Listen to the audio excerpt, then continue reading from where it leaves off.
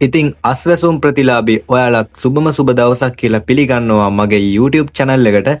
ඉතින් අද දෙවන අදියරේ කට්ටියට මම සුබම සුබ ආරංචියක් තමයි අරන් ඇවිල්ලා තියෙන්නේ. ඔයා දෙවන අදියරේ කෙනෙක් වුණත් පළවෙනි අදියරේ කෙනෙක් වුණත් දෙගොල්ලටම මේක සුබම සුබ ආරංචියක්. ඉතින් ඉවර වෙනකම් මේ වීඩියෝ එක බලන්න. ඉතින් ඔයාගේ නොදන්න යාළුවන්ටත් මේ වීඩියෝ එක බලන්න ෂෙයා කරන්න. ඔයා තාමත් මගේ YouTube channel එක subscribe කරලා නැත්නම් අනිවාර්යෙන් subscribe කරන්න. මොකද මේ වගේ වටින වීඩියෝ මම ඉස්සරහටත් ගේනවා.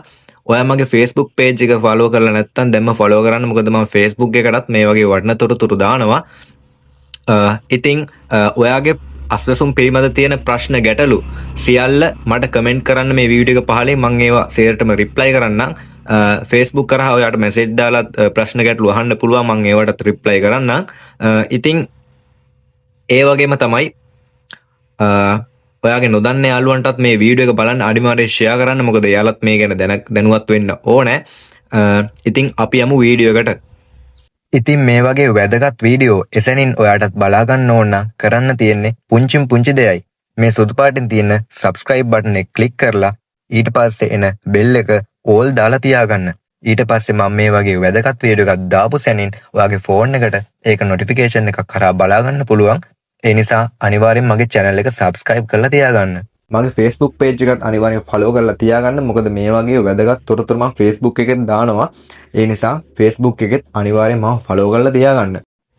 ඉතින් කවුරුත් හිතපු නැති විදිහට දෙසැම්බර් මාසයේදී මාස 3ක හිඟ මුදල් රුපියල් 30000ක සහ 57000ක මුදල් පිට වැටිලා තියෙනවා අස්වැසුම් ඔයාලගේ බැංකු ගිණුම් වලට. ඉතින් ඔයාත් වැටුණාද කියලා අනිවාර්යෙන් check කරලා බලන්න. මොකද මාස 3ක හිඟ මුදල් මාස 3ක් දුන්නේ නැති ඒවා එක දිගට වැටලා තියෙනවා මේ වෙලාවේ. ඒකින්ද අනිවාර්යෙන් ඔයාලගේ බැංක් check කරගන්න ඒ මුදල් ලැබිලාද කියලා.